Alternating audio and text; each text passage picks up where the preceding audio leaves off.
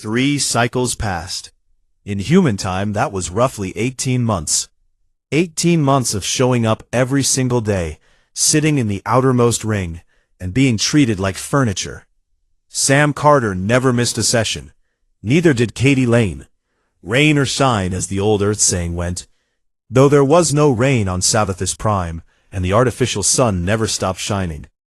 The human delegation arrived early, stayed late, and did the work that no one asked them to do and no one thanked them for. They submitted proposals, dozens of them. A shared resource mapping initiative that would allow smaller species to locate fuel deposits without hiring expensive Draylet survey firms. A joint disaster response framework designed to coordinate rescue efforts across multiple species during emergencies. A refugee aid protocol for displaced populations affected by border conflicts in the outer reach. Every single one was dismissed. Some were buried in committee, sent to review boards that existed only on paper and never held meetings. Others were tabled without discussion. A few were openly mocked during open sessions, treated as examples of how naive and inexperienced the humans were. Delegate Morath of the Valesi once held up a copy of Sam's disaster response plan and said, "Perhaps the humans would like to teach us how to breathe as well." And the chamber erupted in laughter that lasted nearly a full minute. Sam sat through it. He always sat through it. His face never changed. His voice never rose. He would wait for the noise to die down, and then, if he was allowed, he would continue speaking as though nothing had happened. Katie Lane kept a record of everything. Not just the proposals and their outcomes, but the reactions. She noted which species laughed and which ones looked away. She marked down the names of delegates who seemed uncomfortable with the way the humans were treated, but said nothing because saying something would cost them. The Marathi were the most sympathetic. They were a small insectoid species with delicate wings and soft voices, and they held very little power in the Senate. Their delegate, Tivolis, once approached Katie in a corridor after a session and whispered, "We admire your persistence. Not many would stay after being treated this way." Katie thanked Tivolis and made a note of the conversation. She filed it away in a folder she had labeled simply as "Friends." The folder was very small. Meanwhile, the humans were doing far more than anyone realized. While Sam and Katie attended sessions and endured the ridicule, the rest of the delegation was working behind the scenes. Laura Marsh had set up a passive monitoring network across the Tessera expanse, a series of small automated beacons that stabilized particle flow and mapped energy pockets. It was not flashy work. It was the kind of work that no one noticed until it stopped. The fuel yields in the expanse had quietly improved by 12% since the beacons went online, and not a single species knew where the improvement had come from. Danny Pierce had been coordinating with Greg Holt on cultural outreach, meeting with representatives of smaller species in informal settings, sharing meals, exchanging stories, and building the kind of trust that could not be built in a Senate chamber. Danny was young and impatient, but he was also likable, and the smaller species appreciated that the humans treated them as equals, rather than as stepping stones. Dr. Amy Shaw, back on Earth, had been sending research data through the delegation's communication channels. Medical treatments, agricultural techniques, engineering solutions, all of it shared freely and without conditions. The Marathi received a treatment protocol for a degenerative nerve condition that had been killing their elderly for centuries. The Pelori Collective, a federation of aquatic species, received a water filtration method that improved the quality of their habitat domes by 40%. The Karathi mining guilds received a radiation shielding design that made deep core extraction safer for their workers. None of this was announced. None of it was presented to the Senate. It was simply given, quietly and without expectation of return. But in the Senate chamber, the insults only grew worse. High Chancellor Vorthen had taken a personal interest in belittling the humans. It was not because he feared them. It was because they were useful targets. Mocking the humans made him look strong in front of his allies, and entertained the delegates who enjoyed watching someone weaker be put in their place. During a debate on interstellar mining rights, Vorathan referred to Earth as that damp little rock on the edge of nothing, and suggested that humanity's greatest contribution to the galaxy might be their amusing stubbornness. His crystalline features caught the light as he spoke, and his entourage laughed with the practiced ease of those who had been laughing at his jokes for centuries. The Valesi joined in, as they always did. Even the Paolori, who were quietly benefiting from human research, offered no objection. It was easier to stay silent than to risk the wrath of the Drelith. Sam Carter sat in his seat and said nothing. Katie wrote everything down. Back on the ship that evening, the mood was darker than usual. Danny paced the briefing room like a caged animal. "They are never going to respect us," he said. "We have been here a year and a half, and they still treat us like a joke. Worse than a joke. At least jokes get a reaction." "They react to us," Katie said calmly. "Just not the way you want." "That is not a reaction, Katie. That is contempt." Laura Marsh had been monitoring the Senate's open communication channels, the frequencies that delegates used for informal chatter between sessions. She looked up from her screen with a troubled expression. "It is worse than contempt," she said. "3 species have filed motions to have our seat revoked. They are calling us a provisional member and arguing that we have not demonstrated sufficient galactic contribution." The room went still. Danny stopped pacing. Greg set down his translation pad. Even Katie, who was never surprised by anything, looked up from her datapad. "They want to remove us," Laura said. "Officially. Permanently." Sam was sitting at the head of the table. He had been quiet for a long time, listening to his team the way he always did, absorbing their anger and their frustration and carrying it alongside his own without letting it show. His hands were folded in front of him and his eyes were steady, but there was a heaviness behind them that had not been there 18 months ago. "How long until the vote?" he asked. 2 cycles, Laura said. "Maybe less. The Valesi are pushing hard. The Drelith have not formally endorsed it, but they have not opposed it either, which means the same thing." Sam nodded slowly. He sat with that information for a long moment, turning it over in his mind, the way a man turns a stone in his hand, feeling its weight and its edges. "There is something else," Katie said. Her voice was careful, the way it got when she was about to say something she had been thinking about for a long time.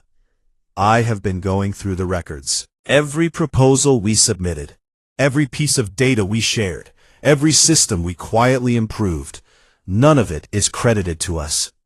The fuel stabilization in the Tessara expanse is listed as a natural fluctuation. The medical data Amy sent to the Marathi is filed under anonymous contribution. Our navigation beacons are not even in the official survey maps." She looked at Sam. "They did not just ignore us, they erased us." The silence in the room was thick enough to touch. Sam closed his eyes for a moment. When he opened them, there was something different in his expression. Not anger, not defeat. Something quieter and more final than either. "Send a message to Earth," he said. "Priority channel. Tell Secretary General Grady that we need to talk." Katie nodded. She did not ask what the message should say. She already knew. That night, while the rest of the delegation slept, Sam Carter stood alone at the small observation window of their ship and looked out at the stars. Somewhere out there, past the glowing curve of Savathis Prime, past the trade routes and the empires and the ancient civilizations that thought they owned the sky, was a small blue planet that had sent 9 people to sit in a room and be laughed at for 18 months. He thought about what Katie had said. They erased us. He thought about the laughter. He thought about the silence. And then he made his decision. The message traveled fast. Faster than light, faster than thought. carried along the quantum relay network that humanity had quietly built across 5 star systems over the past decade. It left the small ship docked at Savathus Prime and arrived on Earth in a matter of hours, landing on the desk of Secretary General Ben Grady like a stone dropped into still water. Ben Grady was not a man who frightened easily. He had served 30 years in the naval fleet before entering politics, and he had seen the kinds of things that turned young officers old and old officers quiet. He had broad shoulders and a square jaw, and the kind of face that looked like it had been carved out of something hard. He sat behind his desk in the Terran Council building in Geneva, and read Sam Carter's report from beginning to end without saying a word. Then he read Katie Lane's logs, every session, every insult, every proposal rejected, every contribution erased, every moment of laughter at the expense of 9 people who had done nothing but show up and do the work. When he finished, he set the datapad down and sat alone in his office for a very long time. The window behind him looked out over the city. It was evening, and the lights were coming on across the skyline. Thousands of small warm lights in a world that had survived wars and plagues and its own worst instincts, and had still somehow managed to reach the stars. He thought about what it had cost to get here. He thought about the generations of people who had worked and fought and dreamed so that one day humanity could sit at a table with the rest of the galaxy and be heard. And the galaxy had laughed. He picked up his communicator and made 3 calls. The first was to Admiral Megan Price, commander of the Deep Space Fleet.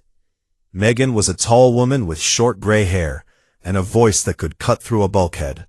She had overseen the construction of humanity's first interstellar warships, not because humanity wanted war, but because the universe was not a kind place and hope was not a defense strategy. She listened to Ben's summary without interruption, and when he finished, she said only, "Tell me what you need." The second call was to Director Chris Dunn, head of Resource Logistics. Chris was the opposite of Megan in almost every way. He was soft-spoken, careful, and meticulous. He managed the supply chains that kept humanity's colonies alive, and he knew down to the last kilogram what every system needed and what every system produced. When Ben told him what was happening at the Senate, Chris pulled up his own records and said, "You should see what we have been sending them. For free, without a single acknowledgement." The third call was to Dr. Amy Shaw, the chief science advisor. Amy was a small woman with curly hair and glasses, and the kind of intelligence that made other intelligent people nervous. She had been sharing research with alien species through Sam's delegation for over a year, sending medical data and agricultural innovations and engineering solutions through back channels, because the Senate would never have allowed it through official ones.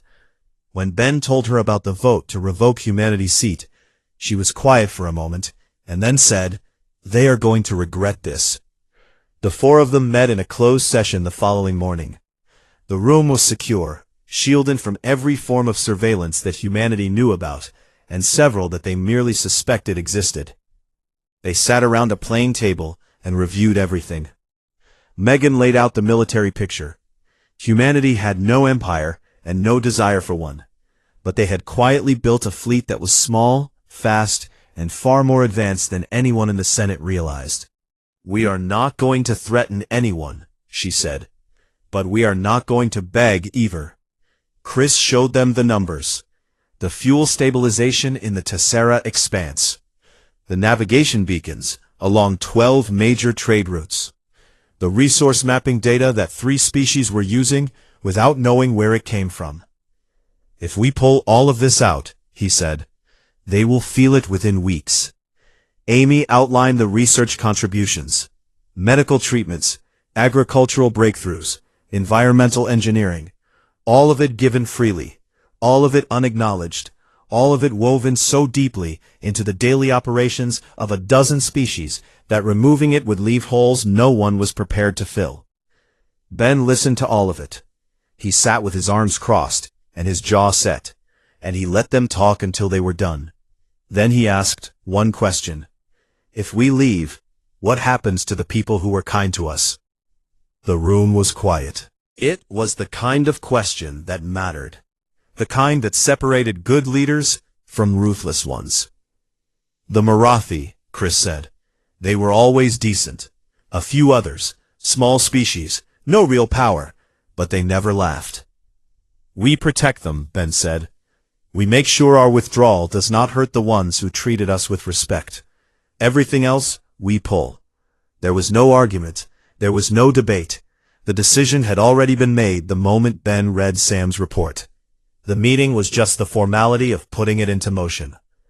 Ben sent a single encrypted message back to Sam Carter on Savathus Prime. It was short. Just 2 words. Come home. Sam received the message in the early hours of the morning ship time. He was still at the observation window where he had spent most of the night. He read the 2 words on his screen and closed his eyes for a moment. Not in sadness, but in the kind of relief that comes when a difficult decision is made and there is nothing left to do but act. He woke his team. They gathered in the briefing room in various states of sleepiness. Danny rubbing his eyes. Laura already alert, because she always was. Katie with her datapad, as though it were a part of her body. Pack everything, Sam said. We leave at the start of the next session. Danny blinked. We are leaving? Yes. Are we giving a statement? Laura asked. Sam looked at her. No, he said. We are not. Katie understood immediately. She nodded once and began organizing the withdrawal. Greg Holt started shutting down their cultural exchange files. Laura disconnected the informal communication channels she had built with smaller delegations. Danny stood still for a moment, processing what was happening, and then he began to help without another word. They worked through the night. By the time the artificial dawn broke over Savathus Prime, the human delegation's quarters were bare. Their seats on the Senate platform had been cleared.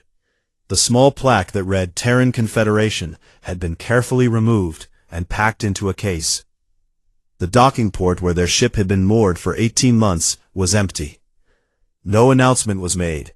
No farewell address was given. No formal protest was filed with the Senate Registry. No messages were sent to any delegation, not even the Marathi. The humans simply left. The session began as it always did. Delegates filed in, took their platforms, and began the usual business of arguing over things that had been argued over for centuries. It was nearly an hour before anyone noticed the empty seats in the outermost ring. It was the Marathi delegate Tivalis who saw it first. The small insectoid being looked toward the human platform and found it dark. No lights, no delegates, no plaque, just an empty platform floating in the shadows at the edge of the chamber. Tivalis raised a trembling hand and pointed. A murmur rippled through the nearby delegations. The murmur grew. It reached the middle ring, then the inner ring. Heads turned. Eyes of every shape and color looked toward the vacant seats. High Chancellor Vorathan followed the gazes of the assembly and saw the empty platform. His crystalline features shifted in what might have been confusion, then settled into something like amusement. He straightened in his seat and spoke with the easy confidence of someone who had never been wrong about anything. It seems the children have gone home to sulk, he said. Not as loudly as before, perhaps, but enough. The session continued. But in the days that followed, something began to change. The laughter faded and was replaced by something quieter and harder to name. The human quantum relay was still active, its signal pulsing steadily across the stars, but no messages were being sent through it. Every attempt to reach the Terran Confederation was met not with refusal, not with anger, not with any response at all, just silence. And in that silence, something began to break. The first cracks appeared in the Tessara expanse. A Valesi mining convoy, 3 heavy haulers and 2 escort ships entered the expanse on a routine extraction run. They had made the same trip dozens of times over the past year and a half, and every time the yields had been excellent. The fuel pockets were stable, the particle flow was smooth, and the navigation was clean. It was easy work, almost boring, and the WordHFY captains had stopped paying close attention months ago. This time was different. The first hauler hit an unstable energy pocket within 2 hours of entering the expanse. The ship shook violently. Systems flickered. The crews scrambled to stabilize and managed to pull clear, but the pocket had not been on their charts. It should not have been there. For the past 14 months, the energy pockets in this region had been calm and predictable, and no one had ever asked why.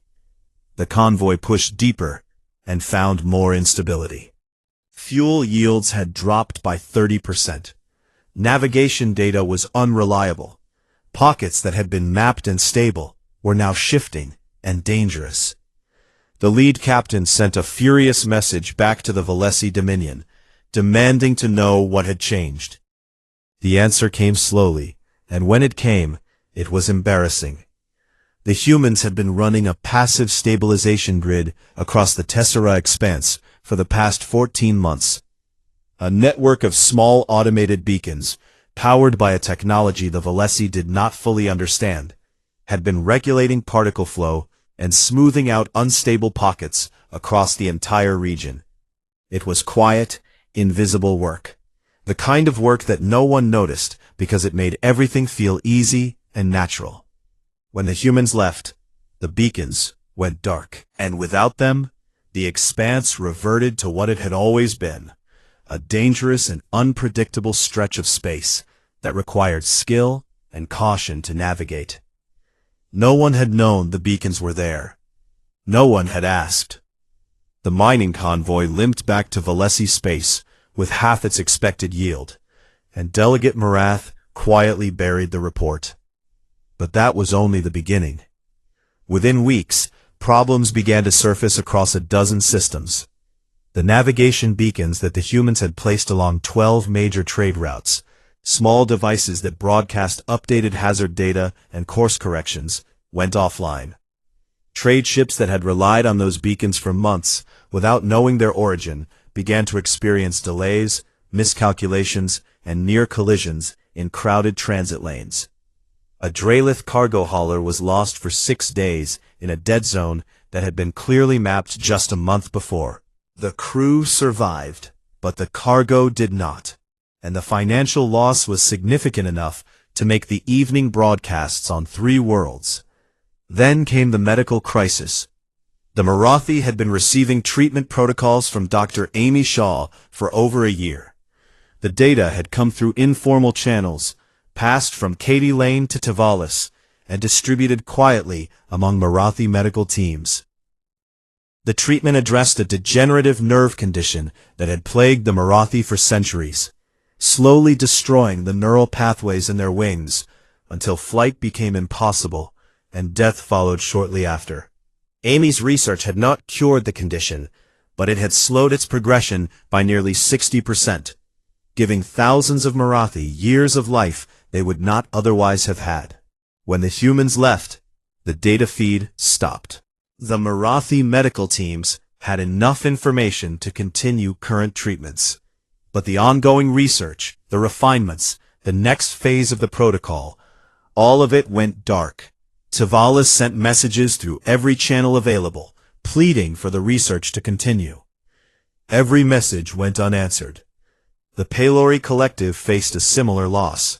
The water filtration technique that the humans had shared had improved the quality of life in Pelori habitat domes across 9 worlds. Without continued support and updates, the systems began to degrade.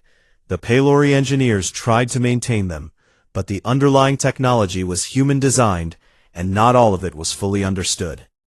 The Karathi mining guilds lost their radiation shielding data. 2 deep core extraction teams suffered radiation exposure within a month. 1 miner died.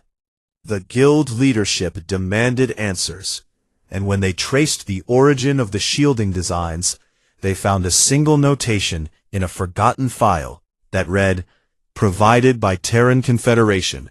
No conditions attached. No conditions attached. The words sat heavy in the air of every briefing room where they were read. And then came the disaster. A seismic event struck a colony world in the outer reach, a mid-sized planet shared by 3 species under a joint habitation treaty. The quake was severe. Entire districts collapsed. Communications went down. Rescue ships from the 3 governing species launched within hours, but they arrived without coordination. 2 fleets entered the same airspace and nearly collided. Supply drops landed in the wrong zones. Medical teams from different species could not communicate with each other because their systems were not compatible. Rescue workers stood in the rubble and argued about jurisdiction, while survivors waited beneath collapsed buildings. 14,000 people died. In the Senate archives, sitting in a folder marked Rejected Insufficient Merit, was a disaster response framework written by Katie Lame. It had been submitted 11 months earlier and dismissed without discussion. The framework included a standardized communication protocol, a shared command structure for multi-species emergencies, and a resource allocation system that would have cut the response time in half and saved thousands of lives. Nobody had read it. No one had cared to. Tivalis, the Marathi delegate, could not stay silent any longer. In the next Senate session, the small insectoid being rose on trembling wings and addressed the chamber with a voice that shook but did not break. "I must ask a question," Tivalis said, "and I ask it not with anger, but with sorrow. What exactly did the humans do for us that we never bothered to notice?" The chamber was quiet. Not the quiet of respect, not yet, but the quiet of discomfort. The quiet of people who were beginning to suspect they had made a terrible mistake, but were not yet ready to admit it. Vorathan shifted in his seat. His crystalline features caught the light the way they always did, but for the first time, the effect seemed less regal and more brittle. He said nothing. Morath said nothing. No one said anything. The Senate ordered a full audit. It took 3 weeks, and when the results came back, the room fell into a silence deeper than any that had come before. In just 18 months, the human delegation had contributed more to the quiet infrastructure of galactic cooperation than most species had contributed in a century. The fuel stabilization in the Tessara expanse alone had saved an estimated 4 billion credits in reduced losses and improved efficiency. The navigation beacons had prevented dozens of potential collisions and reduced transit times across a quarter of the galaxy. The medical research had extended or improved the lives of tens of thousands of beings across multiple species. The agricultural data had increased food production on 7 colony worlds. The engineering innovations had made mining safer, construction cheaper, and energy distribution more reliable. All of it given freely, all of it unacknowledged, all of it done by 9 people sitting in the outermost ring of a chamber that refused to listen to them. And now all of it was gone. The audit report was distributed to every delegation. Some read it in silence. Some read it with shame. A few, the ones who had laughed the loudest, read it with something closer to fear, because they understood what it meant. The humans had not left in anger. They had not made threats or demands. They had simply stopped giving, and in the absence of what they gave, the galaxy was falling apart. Tivalis read the report and wept. The tears of a Marathi are small and bright, like drops of liquid light, and they fell onto the datapad without a sound. In a private chamber far from the Senate floor, Vorathan read the report alone. He sat in his chair for a very long time after he finished.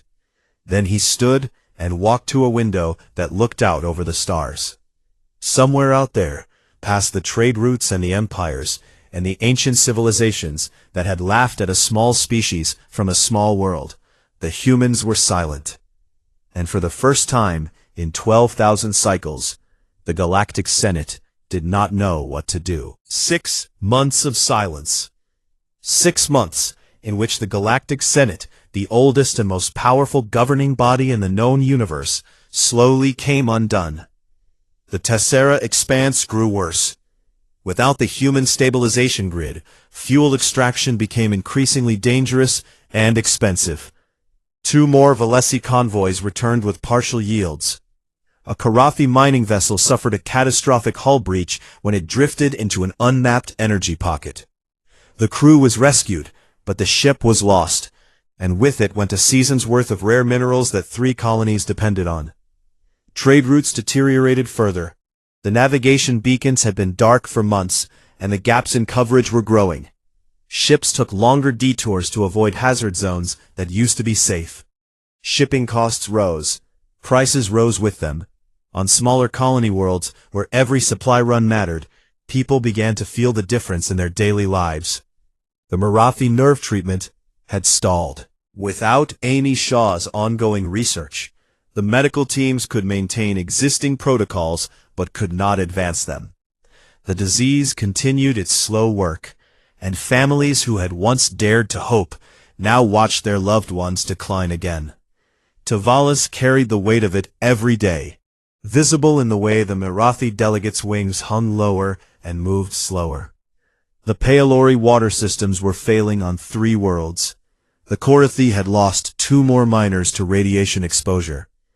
The disaster response failure in the Outer Reach had become a scandal, and the 14,000 dead were a number that no one could argue away or bury in committee.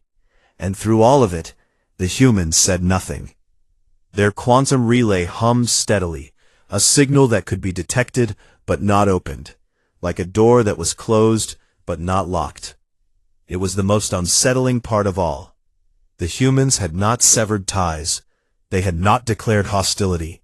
They were simply there, silent, waiting for something that the Senate had not yet figured out how to give. Tivolis was the one who finally moved. The Marathi delegates spent 3 weeks building a coalition. It was not easy. The smaller species were afraid. They had lived under the shadow of the Dralith and the Valesi for so long that the idea of standing up in open session and disagreeing with them felt like stepping off a cliff. But Tivolis was patient and persistent, and the audit report had changed something in the chamber that could not be changed back. The numbers were too clear. The losses were too real.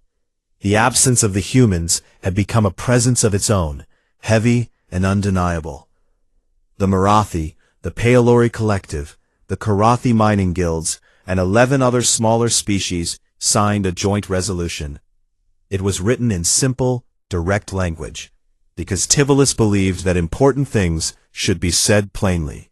The resolution demanded that the Galactic Senate formally invite humanity back, not as a provisional member, not as a guest, not as a tolerated curiosity, but as a full-standing delegate with a permanent seat in the inner ring. Vorthan opposed it. He stood on his platform at the center of the chamber and spoke with the same authority he had always carried. But something was different now. His words echoed off the walls the way they always did, but the walls seemed to absorb them rather than reflect them back. The chamber did not rally behind him the way it used to. We do not change the order of this Senate because one small species decided to leave, Vorthan said. The inner ring is earned through millennia of service, not through a year of charity and a tantrum of silence. Tivolis rose in response. The Marathi delegates' wings were trembling, but the voice was steady. The humans did not throw a tantrum, High Chancellor. They stopped giving us what we never earned and never deserved.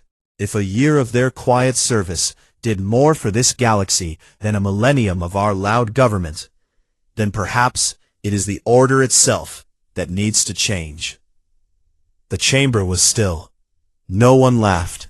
No one had laughed in a very long time. The vote was called. For the first time in living memory, the smaller species outvoted the Drylith coalition. The resolution passed by a margin that surprised everyone, including Tivolis. A formal message was composed and sent through the quantum relay to Earth. It was written with great care, reviewed by 12 delegations, and translated into every language the Senate recognized. It acknowledged the contributions of the Terran Confederation. It apologized for the treatment the human delegation had received. It extended a full and unconditional invitation for humanity to return to the Senate, with all rights and privileges of the inner ring. The message was sent on a Tuesday, as humans measured time. For 3 weeks, there was no response. On Sabbathus Prime, the Senate waited. Sessions continued, but they were distracted and tense. Delegates checked their communication screens between agenda items. Tivalis sat on the Marathi platform each day and stared at the empty human seats and waited with the kind of patience that only someone who truly cared could sustain. Vorathan waited too, though he would never have admitted it. He sat in his private chamber each evening and looked at the stars and thought about things he had not thought about in a very long time. Then, on a quiet morning, a ship appeared at the docking ring. It was not the small, unescorted vessel that had carried Sam Carter and his 9 delegates 18 months ago. It was the TCS Ardent, a diplomatic cruiser with a polished silver hull and clean, elegant lines. It was flanked by 2 escort frigates, not bristling with weapons, but present and visible, a statement that did not need to be spoken aloud. The ships moved with a precision and grace that made the docking controllers sit up straighter in their chairs. The docking port that had been empty for 6 months hummed to life as the Ardent settled into place. The boarding ramp extended. The inner doors opened. Sam Carter was the first to step out. He wore the same plain dark uniform he had always worn. No medals, no decorations, no symbols of rank beyond a small Terran Confederation pin on his collar. His hair was a little grayer than it had been. His face carried a few more lines, but his eyes were the same, calm and steady and patient. The eyes of a man who had learned that the hardest thing in the world was not fighting back, but choosing not to. Katie Lane walked beside him. Her datapad was in her hand, as it always was. She looked around the docking bay with the sharp, appraising gaze of someone cataloging everything she saw. Danny Pierce walked behind them, taller now, or maybe just standing straighter. His jaw was set, and his eyes were clear. He was not the restless young man who had paced the briefing room and clenched his fists. He had become something quieter and more certain. Behind the 3 of them came a full delegation of 40. Engineers, scientists, diplomats, medical researchers, cultural liaisons, and logistical coordinators. They walked in formation, not military formation, but the organized movement of people who knew exactly what they were here to do. The Senate chamber fell silent as they entered. Every eye, every sensor, every optic of every shape and design turned toward the human delegation as they crossed the floor. Their new platform was in the inner ring, elevated and visible to the entire assembly, lit from above by the same warm light that illuminated the oldest and most respected members of the Senate. Sam Carter stepped onto the platform. He looked out across the chamber. He saw the Draelith in their crystal towers. He saw the Valesi in their stone thrones. He saw the hundreds of species who had watched him be mocked and dismissed and erased for 18 months. And he saw Tivalis. The Marathi delegates sat on a small platform nearby, wings folded, eyes bright with something that might have been tears or might have been light. Tivalis nodded once, and Sam returned the nod with the faintest dip of his head. He took his seat. Vorthan watched from across the chamber. The High Chancellor's crystalline features were unreadable. He sat in his elevated seat, at the very center of the Senate, the seat that had belonged to the Draelith for 5,000 years. And for a long moment, he simply looked at the human ambassador, who had come back to a place that had tried its hardest to break him. Then Vorthan spoke. His voice carried across the chamber the way it always did, but there was something different in it now. Not warmth, not exactly, but something that had not been there before. Ambassador Carter, the Senate recognizes the Terran Confederation. Sam looked up. He did not smile. He did not gloat. He did not reference the months of ridicule, or the vote to revoke his seat, or the laughter that still echoed in the walls, if you listened closely enough. He simply said, "Thank you, High Chancellor. We have work to do." And then he opened his datapad and began. Katie Lane was already distributing files to the delegations that needed them. Danny Pierce was coordinating with the Marathi on reinstating the medical research pipeline. Laura Marsh was re-establishing communication channels. Greg Holt was greeting delegates in their own languages, getting most of them wrong, and all of them appreciated. The work resumed as though it had never stopped, because for the humans, the work had never been about recognition. It had been about the work itself. Tivolis leaned toward a colleague on a neighboring platform and whispered, "They did not come back for the apology. They came back because there is work to be done." Across the chamber, Katie Lane caught the Marathi's eye and gave the faintest nod. The Galactic Senate had mocked them. It had dismissed them, insulted them, erased their contributions, and tried to take away their seat. And when the humans left, they did not leave with anger or threats or dramatic speeches. They left without a word and let the silence say everything that needed to be said. When they returned, they did not return as supplicants begging for acceptance. They did not return as conquerors demanding submission. They returned as equals, because they had always been equals. The only thing that had changed was that now everyone else knew it too. Sam Carter sat in his new seat in the inner ring of the Galactic Senate and read through the first item on the agenda. Beside him, Katie made a note on her datapad. Behind him, his team was already at work.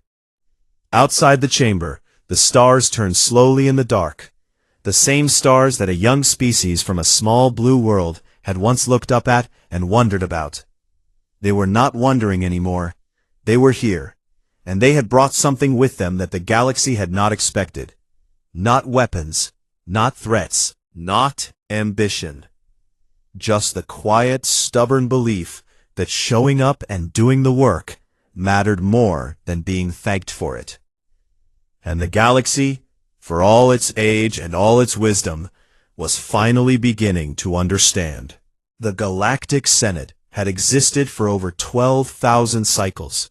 It was the oldest governing body in the known universe, a massive chamber of floating platforms and golden arches that orbited a neutral world called Savithis Prime.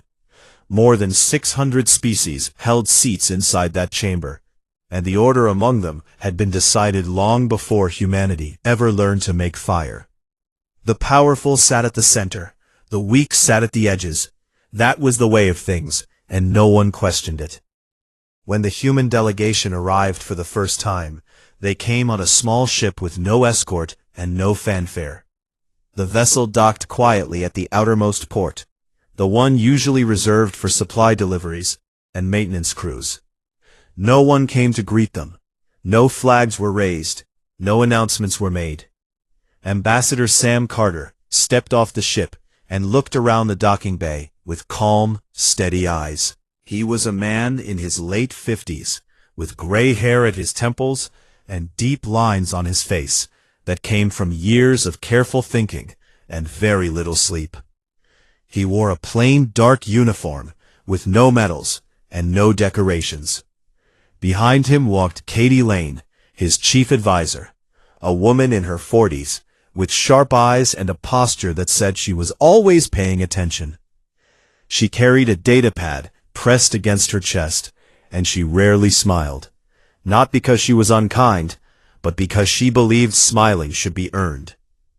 There were 9 of them in total, 9 humans to represent an entire species in a chamber built for thousands.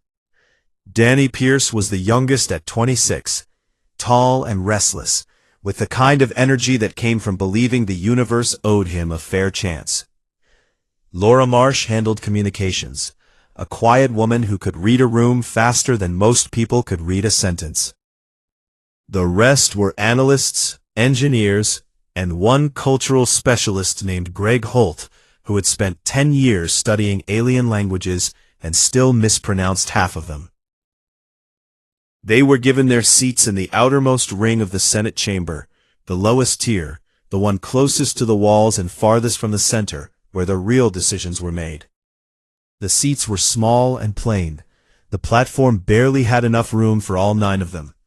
From where they sat, the central podium looked like a distant star, bright and unreachable. The first session began with the usual ceremonies. Representatives from the 6 founding species gave their opening remarks, each one longer and more self-important than the last.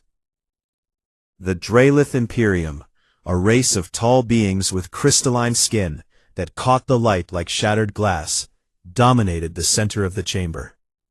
Their leader, High Chancellor Vorthan, stood nearly 8 feet tall and spoke with a voice that echoed off every surface.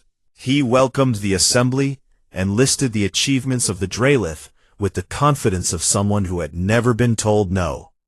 Sam Carter watched all of this without expression. Katie made notes on her datapad. Danny fidgeted in his seat. When the floor was opened for new business, Sam stood. His platform rose slightly, as all platforms did when a delegate wished to speak, but it barely reached the middle tier. He cleared his throat and addressed the chamber in a calm and measured voice. "Honored delegates," he began, "the Terran Confederation is grateful for the opportunity to join this assembly. We come not with demands, but with a proposal that we believe will benefit many species here today." He laid out his case. The Tessara Expanse, a vast region of space rich with fuel resources, was used by dozens of species, but controlled by none. Travel through it was dangerous and inefficient. Sam proposed a shared corridor, a mapped and maintained route through the expanse that any species could use freely. Katie had spent months preparing the data, and the numbers were solid. The corridor would reduce fuel costs, cut travel times, and open trade opportunities for smaller civilizations that could not afford their own survey fleets. He was halfway through his presentation when a deep, rumbling voice cut him off. "The young ones wish to walk where giants tread." It was Delegate Morath of the Valesi Dominion, a broad, heavy creature with 4 eyes and skin like cracked stone. He sat on a massive platform near the center ring, surrounded by attendants who laughed on cue. Perhaps they should learn to crawl before they try to run. Laughter spread through the chamber.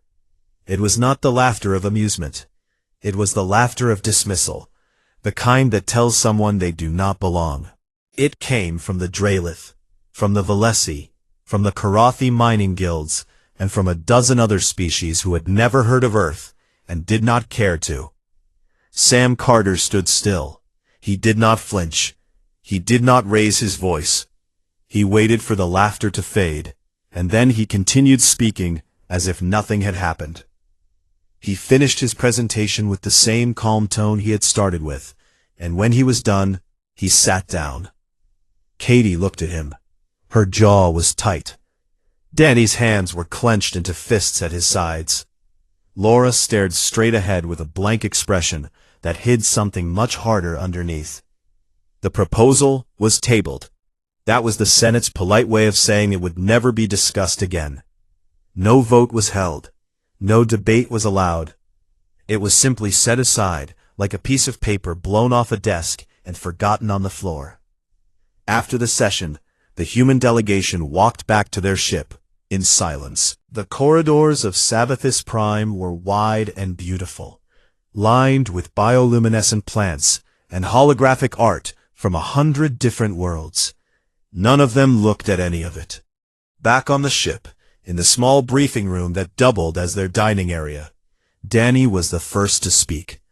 "They didn't even let us finish." "They let us finish," Katie said. "They just didn't listen." "Is there a difference?" Danny asked. "Yes," Sam said. He had loosened his collar, and was sitting at the head of the table, with his hands folded in front of him. He looked tired, but not defeated. There was something in his eyes that the others had learned to recognize over the years, a kind of patience that was not passive, but deliberate. There is a difference. Not listening is a choice, and choices can change. Laura leaned against the wall. The Marathi delegate looked interested. Small species, insectoid, inner-outer ring. They didn't laugh. I'll follow up. Greg Holt pulled up a translation log on his screen. Marath's comment was actually worse than the original Valesi. The word he used for young ones is closer to insects or pests. Danny let out a breath through his teeth. Great. Sam looked at each of them in turn, the way a father might look at his children before a long journey. We come back tomorrow, he said, and the day after that, and every day after that. We do the work, we keep our heads down, and we let the work speak for us. That is how we earn our place. No one argued. They were tired and they were angry, but they trusted Sam Carter because he had never once asked them to do something he was not willing to do himself. The next morning, the human delegation was back in their seats in the outermost ring of the Galactic Senate. They were early. The chamber was still mostly empty. Sam sat with his hands folded, staring at the distant central podium. Katie sat beside him and opened her datapad.